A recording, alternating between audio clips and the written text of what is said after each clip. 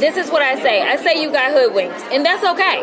That's okay. Because as I was just telling somebody just a minute ago, I have dated in my life. I know they've been talking about whether or not I'm married and all this other stuff. I'm not married, never married, okay? Just want to get that out there. But I have dated. And I will say, any of us that have ever dated, we've been hoodwinked a time or two, where we just sat there and we thought that he was going to be so great for us because he sold us on all the things, or her, okay? And then we realized they ain't shit. That's where we are, and that's okay. What matters is that you wake up and you say, this is not the one for me. Boy. So we got to talk about Ghetto Congresswoman Jasmine Crockett once again, because she just got shut down doing a congressional hearing on what should Congress do about these activist judges. As everybody should be aware, we all know that these judges have tried to restrict President Trump on his early actions. Everything from immigration to shuttering federal agencies and mass firings of workers. Yes, he has hit some roadblocks due to the fact that these judges believe that they actually run the country. Listen to these numbers, and we've shared them before. 67% of all injunctions issued by district court judges against a president since the year 2000 were issued against one man, and his name's President Donald J. Trump. 92% of those injunctions against the president were issued by Democrat-appointed judges.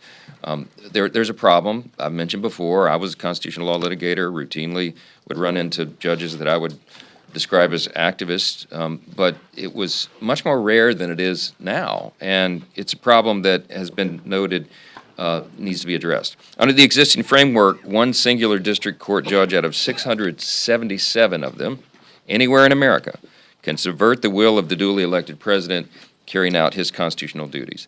And they're doing that. And so we've got to step into this. Despite the American people's wholesale rejection of Democrat ideas at the ballot box, you have activist judges who are abusing the system to legislate from the bench. That's effectively what an activist judge is.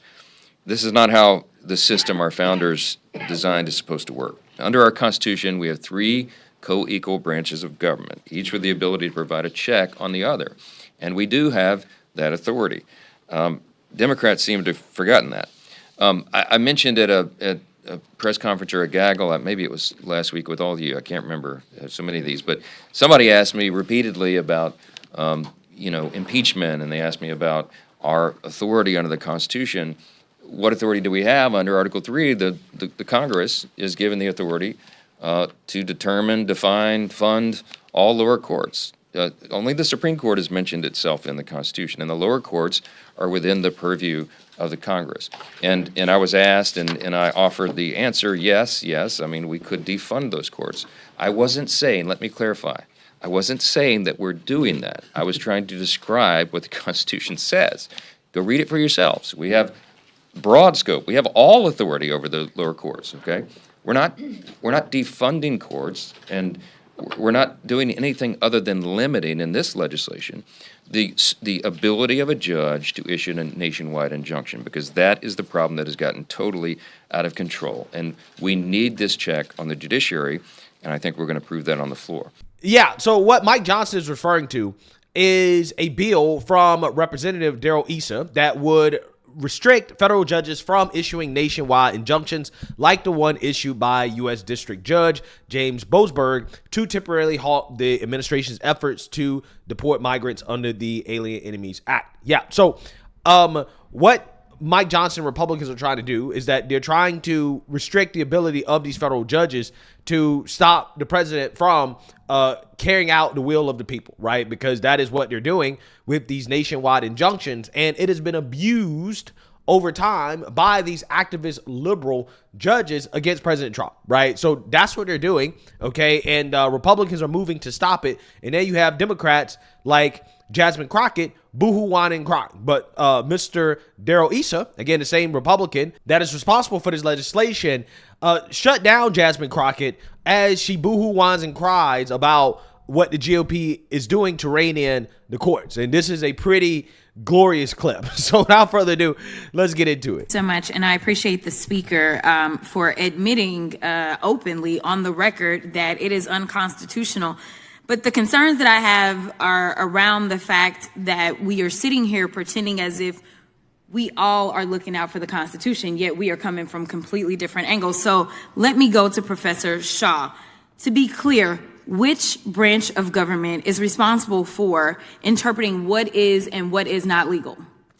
Well, the Supreme Court, the Article 3 judicial branch has the final word. So the judiciary is who it is. So it's not the legislators. I'd say every branch has an obligation to interpret the Constitution. The final word comes from the courts. From the courts. It's not the former speakers. It's not everyday people. It's not the president. I just wanted to make sure that we understood who it was that was responsible. And what is so frustrating for so many of the American people, the ones that are watching right now and otherwise, and the reason that they're outraged and scared is because what we see right now is a diminishing of all these institutions. Right now, we have a legislative branch that has decided that it intentionally would disregard their duties. They are not checking the president whatsoever. The only check that the American people have had thus far has been from the judiciary. And the judiciary isn't pulling this out of the sky.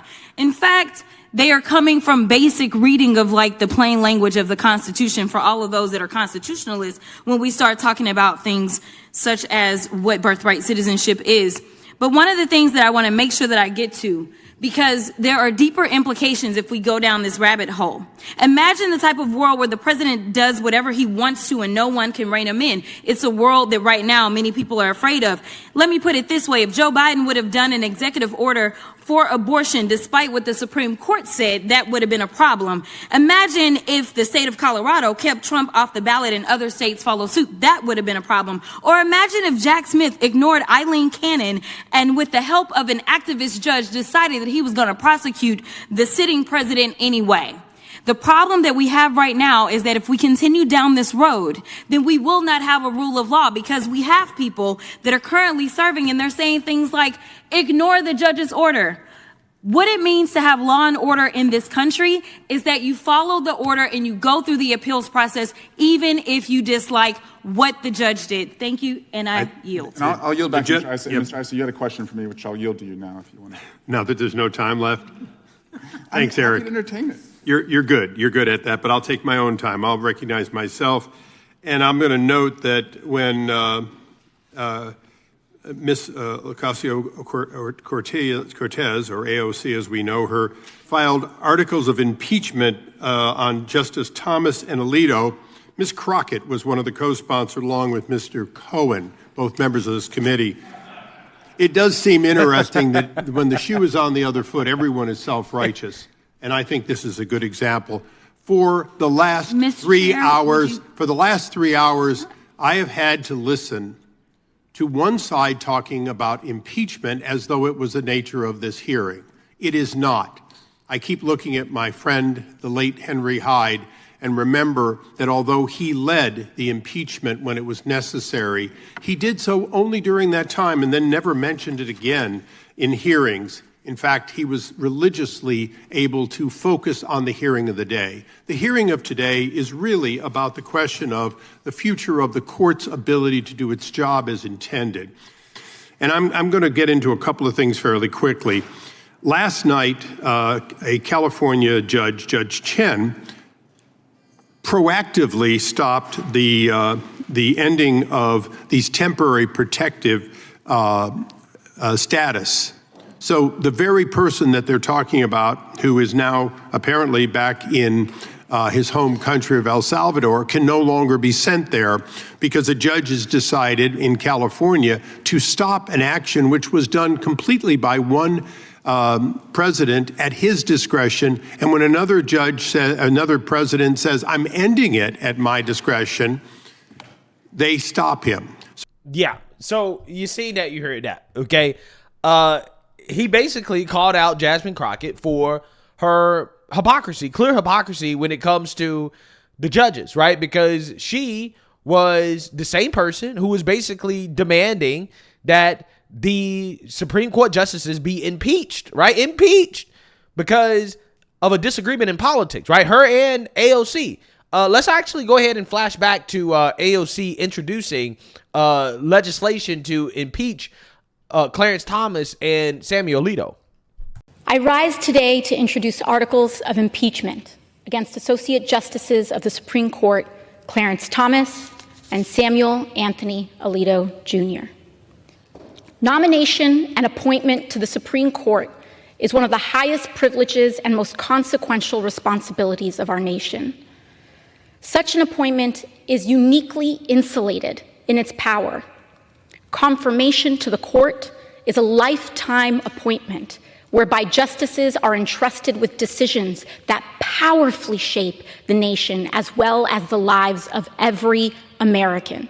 Reasonable Americans will and do believe that Justices Thomas and Alito are prone and subject to corruption, that the institution failing to punish them is broken, and that consequently their impeachment is a constitutional imperative and our congressional duty. There has been thought, I believe, given to this. Senator Ron Wyden has already issued statements, for example, advising what we should do in a situation like this, which I concur, which is that I believe that the Biden administration should ignore this ruling. I think that the courts have the legitimacy and they rely on the legitimacy of their rulings. And what they are currently doing is engaged in an unprecedented and dramatic erosion of the legitimacy of the courts. It is the justices themselves, through the deeply partisan and unfounded nature of these rulings, that are undermining their own enforcement. So you're saying the Biden administration should ignore this court, but what does that look like? What does that actually mean? I think the interesting thing when it comes to a ruling is that it relies on enforcement. And it is up to the Biden administration to choose whether or not to enforce such a ruling. But is that... Yeah. So when Democrats were in power, okay, and they didn't like what the courts were doing to stop Joe Biden's agenda, they wanted to impeach the court, right? This is what they want to do. They called to impeach Supreme Court judges, okay? We're not talking about federal judges at the lower level. No. We're talking about Supreme Court judges. And Jasmine Crockett co-sponsored that piece of legislation from AOC, right? So not only was she in favor of it, but again, she was one of the originators of trying to impeach Supreme Court justices for stopping the Democrat agenda. But you got Jasmine Crockett boohoo whining crowd about, what does this do for the future of the judiciary? This is opening up a can of worms, right? This is not a good precedent to set. This is what she claimed.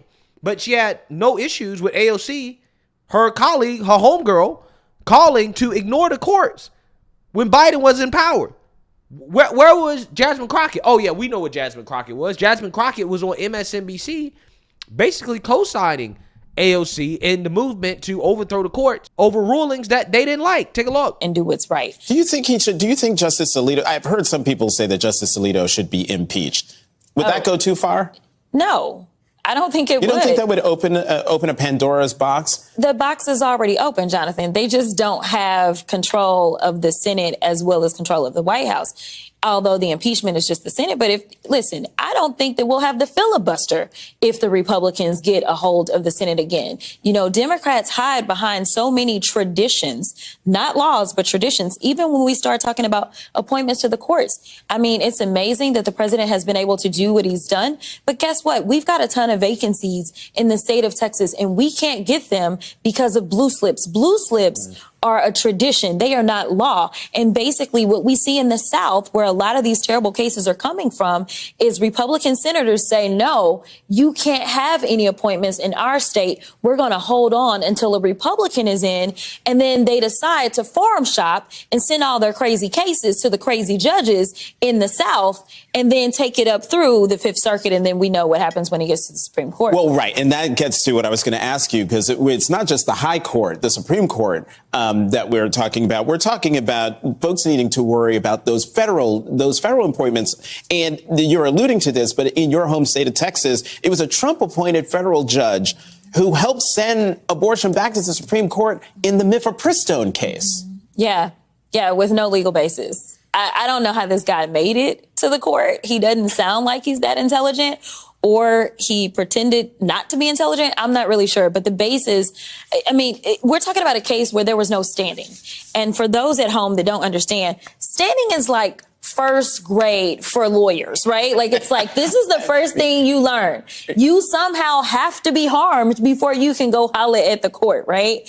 And so we're talking about people that literally have nothing to do with mifepristone. Were like, you know what? I feel this. And so I'm going to bring this case. It should have been shut down immediately, but it did not end up happening. Yeah. So again, when Democrats have disagreements with the courts, it is okay to impeach Supreme Court justices, right? According to Jasmine Crockett in AOC, right? But when Republicans, when President Trump, when he has disagreements with the courts, and Republicans introduce legislation not to impeach any judges, but to restrict the power of the lower courts, okay? Not the Supreme Court, but the lower courts, okay? That is opening up Pandora's box, right? That is setting a dangerous precedent, according to Jasmine Crockett, right? That is an attack on the rule of law, that we can't have a functioning democracy, a functioning country, when you have politicians going after the judiciary like this, right? When she was one of these same politicians that was out here doing it when the courts were issuing rulings that they didn't like under Joe Biden. Again, absolutely amazing. Absolutely amazing. These Democrats are the biggest hypocrites in the world. It doesn't matter what the subject is. It doesn't matter what the subject is. You notice how she also came out against the filibuster as well, too. Okay. In that last clip that I played. But yet she was the same one that was out here advocating for Democrats to use the filibuster in the Senate to force the government to shut down. Right. So again, here we go. The same people who say, oh, the filibuster is racist. It is a relic of Jim Crow. They're totally fine with using the filibuster when it comes to stopping Republicans, right? When Republicans are trying to pass an agenda that they disagree with, now all of a sudden they love the filibuster, right? You got to use it, okay? You're not fighting hard enough, you don't use the filibuster. These people have absolutely no principles whatsoever, right? Their only ideology is being anti-Trump. What is Trump for? Oh, I'm against it, right? That is essentially what it comes down to at this point, right? That's what it comes down to. Rules for thee, not for me. You can't do anything about the courts, right? If they are issuing rulings that you disagree with, but if the courts issue rulings that we disagree with, then yes, we can. We can impeach judges, right? We will impeach Supreme Court judges, and we will call for the president to ignore the court, right? It's totally fine when we do that, right? But when you guys do it, oh, well, that's terrible, right? It's absolute worst thing in the world, right? You're attacking democracy. You're attacking the rule of law. But again, if Jasmine Crockett could have her way, she would be impeaching Supreme Court judges, right? Not only that, expanding the courts, right? They would do everything they can to rig the courts in favor of Democrats. But see, when Republicans give them a taste of their own medicine, now all of a sudden they're boo-hoo-whining and cry. Oh, we don't like it. You're going too far, right? It's amazing. Absolutely amazing. So we're going to see what happens with this piece of legislation and whether or not Republicans will be able to get it passed. I don't see why it can't pass in the House, right? The Senate could be another story, but at very least in the House, this piece of legislation should pass. Regardless, we're seeing the hypocrisy of Democrats once again on full display for the world to see. So let me know what you guys think. Make sure you like, comment, and subscribe. Most importantly, share a Black conservative perspective. Peace.